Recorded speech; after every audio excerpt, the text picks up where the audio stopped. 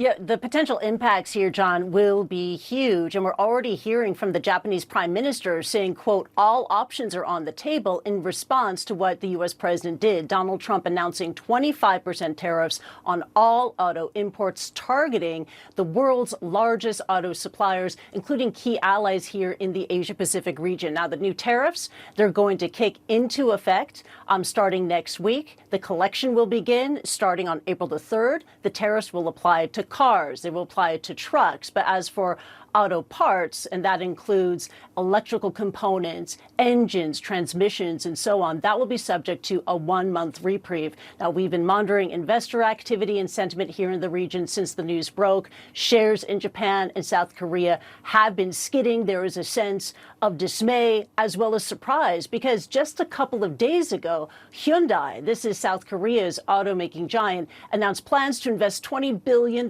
in the U.S. market. And that's a few weeks ago, earlier this month, Honda, the Japanese auto giant, announced plans that it would move production of the Honda Civic from Mexico to the U.S. state of Indiana, all in the bid to reportedly avert potential tariffs. Now, we did hear again from the Japanese Prime Minister. He spoke to Parliament earlier today. Let's bring up and just analyze his comments once again, what he said. Now, this according to Shigeru Ishiba, the Prime Minister of Japan, saying this, quote, Japan is a country that is making the largest amount of investment in the United States. So we wonder if it makes sense for Washington to apply uniform tariffs to all countries. That's the point we've been making, and we will continue to do so, unquote. Now, analysts say that these tariffs could deal a heavy blow to the Japanese economy. They also point out that the South Korean economy will be hit significantly hard. I want to show you some interesting comments that we heard from a senior fellow of the Council of Foreign Relations. In regards to the auto sector, he says this, quote, imports from Korea have been growing strongly, now top $35 billion or 2% of GDP. So Korea is more exposed relative to the size of the economy than either Germany or Japan.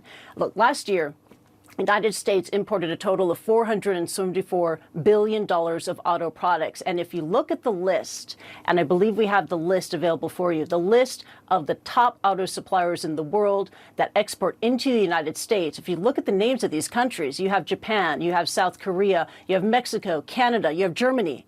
Every nation, John, on that list is a close U.S. ally. Back to you. With friends like these, huh? Kristie Lu Stout, live for us there in Hong Kong. Yep. Thank you.